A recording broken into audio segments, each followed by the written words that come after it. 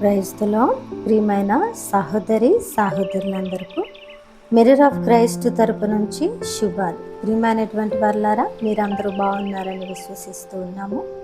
విన్న వాక్యాలను తప్పకుండా షేర్ చేయండి. పరిచర్య బహుభారం కలిగి ఉన్నది.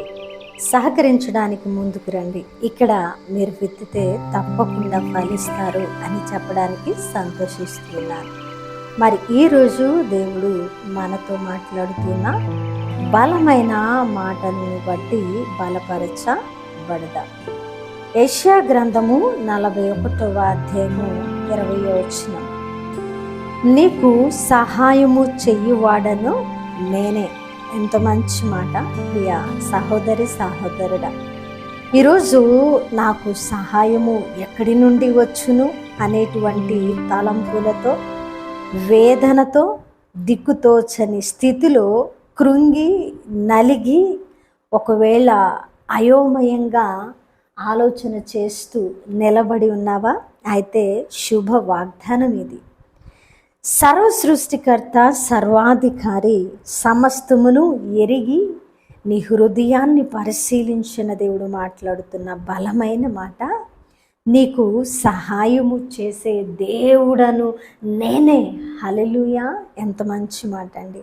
దేవుడే నేను నీకు సహాయము చేస్తానని నేరుగా మనతో మాట్లాడినప్పుడు మనము ఎంత ధన్యులమో కదా.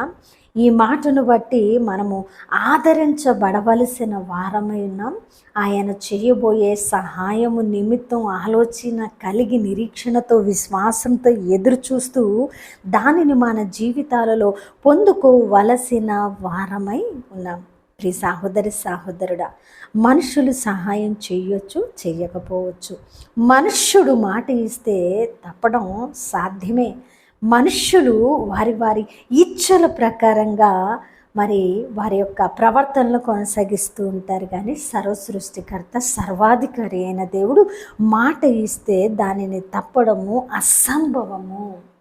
ఆయన మరి మనుష్యుల వలె కాదు, కానీ మనకు సహాయము చేసే దేవుడే ఉన్నాడు. మరి మనుష్యుల కంటే అధిక సహాయము మనకు కలదట. ప్రియ దేవుని బిడ్డ, ఈరోజు ఏ కృంగి నలిగిన దిక్కుతోచని స్థితిలో ఉన్నావో నాకు తెలియదు, కానీ నువ్వు ఒకటి జ్ఞాపకం పెట్టుకో. ఒకవేళ నీ హృదయానికి బాధ కలిగినప్పుడు, నీకు వేదన పుట్టినప్పుడు, ఇక నాకు సహాయము రాదు అని నీకు అనిపిస్తూ ఉన్నప్పుడు, అపవాది నీకు అనేక తంత్రాలు పెడుతూ పరిస్థితులను చూపిస్తూ ఉన్నప్పుడు నువ్వు జ్ఞాపకం చేసుకోవాల్సింది, మనుష్యుల కంటే అధిక సహాయము నాకు కలదు. అధిక సహాయము అంటే అధిక సహాయము దేవుడై ఉన్నారు. ఆయన అధికుడై ఉన్నారు. ఆయన అధికుడై మనుష్యుల కంటే, మనుషులు ఇచ్చే సహాయము కంటే మన పరిస్థితుల్లో మనకు అధికుడైన మన దేవుడు అధికమైన సహాయాన్ని ఇచ్చి ఆ పరిస్థితుల్లోంచి లేవనెత్తే దేవుడై ఉన్నారు. కాబట్టి నువ్వు దిగులు పడద్దు. మనుష్యుల కంటే అధిక సహాయాన్ని నీకు అందించి, నిన్ను బలపరిచి, నీకు సహాయము చేసి, నువ్వు పడిన స్థితిలోంచి, ఊబిలోంచి, పరిస్థితుల్లోంచి లేవనెత్తి నీకు దీవెననిచ్చి నిన్ను ముందుకు కొనసాగించే దేవుడు మన దేవుడై ఉన్నాడు. హల్లెలూయా! అద్భుతమైన వాగ్దానము ద్వారా ఆదరించబడ్డారని విన్న వాక్యము ఫలింపు కొరకు ప్రార్థన. పరిశుద్ధుడా, ప్రేమ కలిగిన తండ్రి, మీ బంగారు పాదాలకు వందనాలు.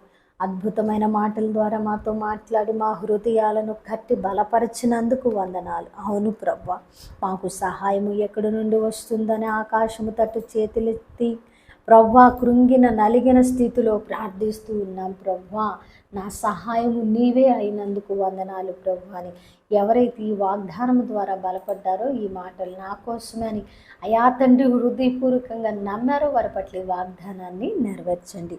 చేసిన ప్రార్థనల అన్నిటిలో మీ కృపనుంచండి. వారికి సహాయాన్ని అందించి మీ గొప్ప కార్యాలను వారి జీవితాలలో జరిగించమని, చేసిన ప్రార్థనకు దీవెన జవాబు ఇచ్చి ఉన్నారని నమ్ముతూ ఈ ప్రార్థన నజరేయుడైన యేసుక్రీస్తు నామమున సమర్పించి అడిగి వేడుకుంటున్నాము తండ్రి, ఆమేన్.